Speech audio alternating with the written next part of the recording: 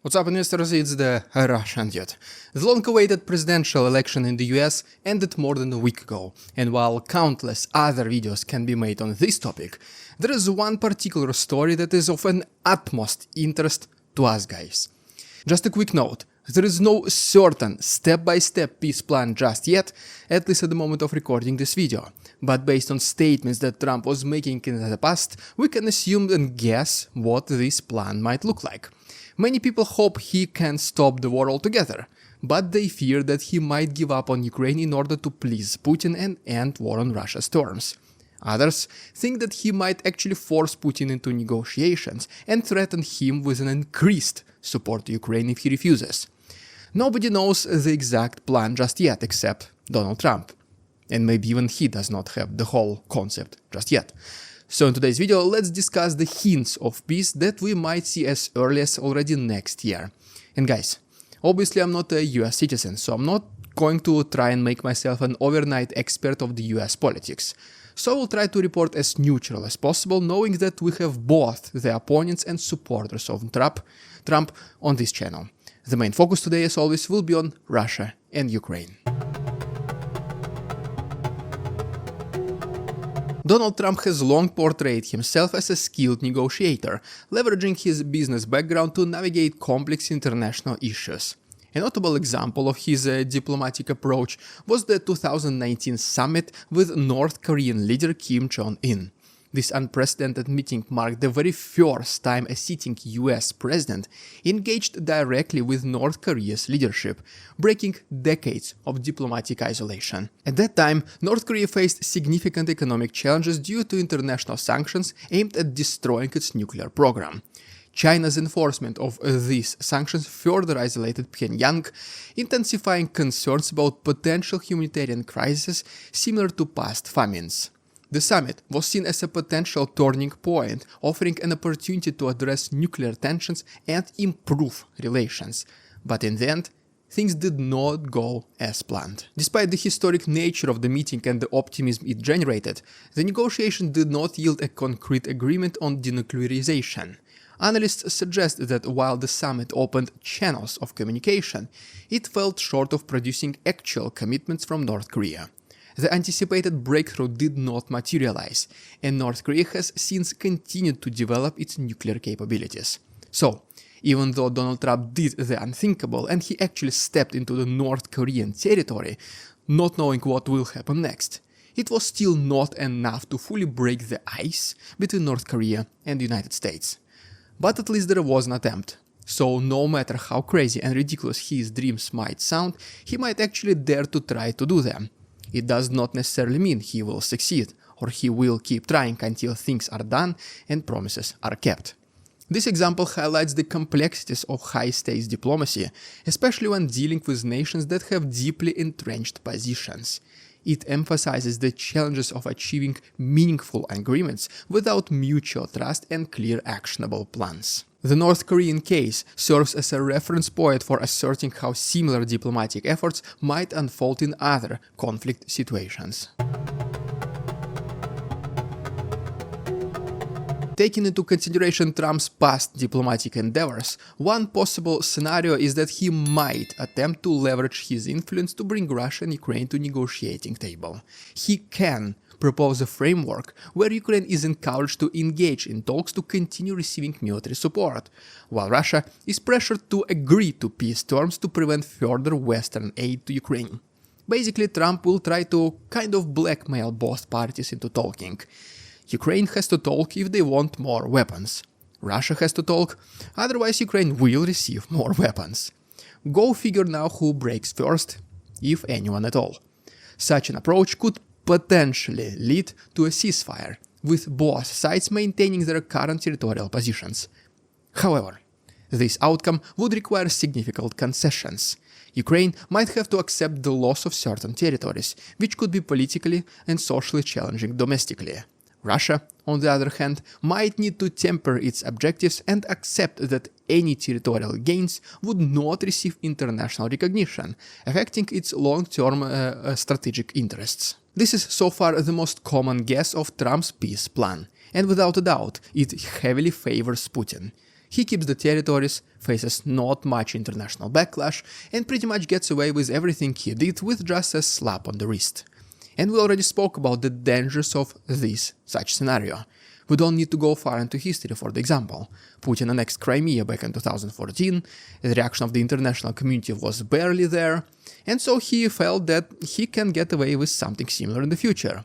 This something became the full-scale invasion of Ukraine of February 2022. This scenario also resembles previous attempts to halt the conflict, such as the Minsk agreements, which aimed to establish a ceasefire and outline steps towards a peaceful resolution. However, these agreements faced implementation challenges and did not result in lasting peace.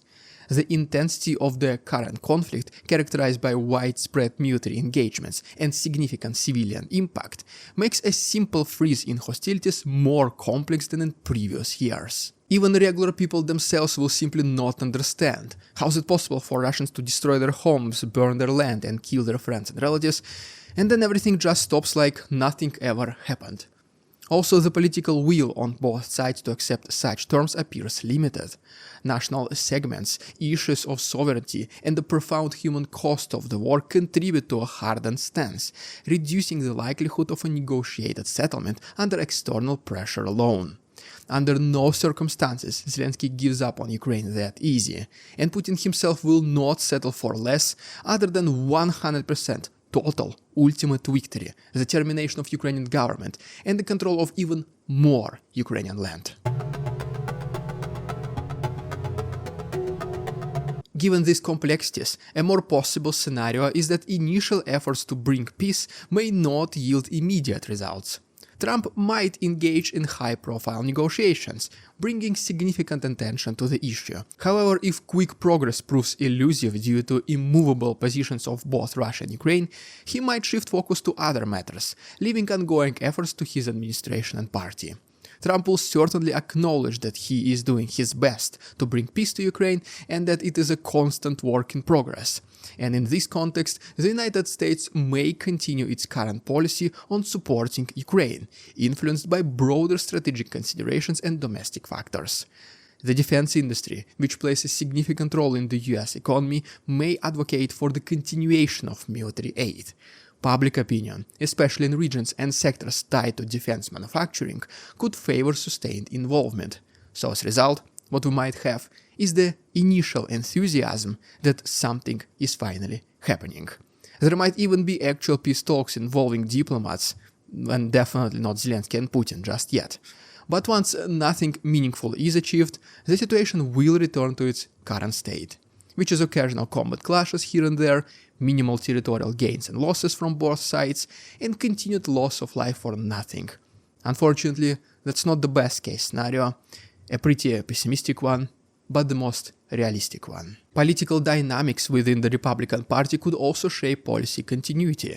While individual leaders may have different views, the party's overall stance may align with long-standing US commitments to European security and support for sovereign nations facing aggression. So most likely, no Trump's threats in regards to America quitting NATO or forcing countries' members to ramp up the defense budgets. None of these promises, whatever he was making, none of them will come to life. Same for significant decrease of military support to Ukraine. There might be a slight decrease to scare Zelensky, but I personally do not think that the support will be terminated completely. As a result, despite changes in leadership or diplomatic overtures, the fundamental dynamics of the conflict might persist. A critical factor in any potential resolution is the position of the Russian government, or I would better say, Putin alone. He started this war, he is the one and only who can stop it. The problem is, he doesn't want it. In his own world, the war is the best thing that could have happened in the modern Russia's history. The propaganda and the support of the people is strong, the Russian economy is thriving, salaries go up, and the front lines are constantly changing in Russia's favor. This wartime economy has provided opportunities for individuals and industries that may not have thrived in peacetime. Workers in defense sectors have seen wage increases, and regions with military manufacturing have experienced economic growth. That's what Putin thinks, at least. If you've been watching my channel for some time, you already know that the reality is completely the opposite. These benefits may be temporary and could mask underlying issues such as the inflation, the depletion of human capital, resource allocation challenges, and long-term sustainability. Ending the conflict could disrupt the economic situation, leading to potential unemployment and social unrest as wartime spending decreases. War economy is only sustainable for as long as war goes on. The war ends, as they always do, and everything collapses. Sectors of the economy are no longer used to pre-war numbers, capacities and outputs. The country makes a huge leap backwards. Also, the reintegration of military personnel into civilian life possesses challenges, including addressing the needs of veterans and managing social impacts. Veteran support groups are not perfect in the first world countries, while in Russia they are either non-existent or in their infant stages. As a result, the Russian leadership may perceive the continuation of the war as essential to maintaining national unity and supporting strategic objectives. These internal factors make external pressure less likely to bring a change in policy. Without a strategic shift from within Russia or compelling initiatives for change, achieving a lasting peace may prove difficult. The deeply rooted positions and interests suggest that the conflict may continue as long as the necessary political and economic resources are available. Instead of just trying to help Ukraine win, maybe it is also a good idea to help change the minds of regular Russian people. They are the ones who have the biggest and the best chances of taking Putin out of power and ending everything once and for all. The people of Russia have a huge potential which is yet to be unleashed. The fuel is there. The safety mechanism has been removed, and the fire is ready to burn. What is missing is a single powerful spark. Well, there you have it, guys. If you enjoyed today's episode, please subscribe to my channel and like this video. If you wish to support my work, there are links down below. Thanks so much for watching. See you tomorrow. We won't succumb to their tricks, the facade they try to sell. Their twisted words and feeble claims on us all they cannot quell. We see through their lies, their feeble attempts to sway. We do not believe in ridiculous Russian propaganda.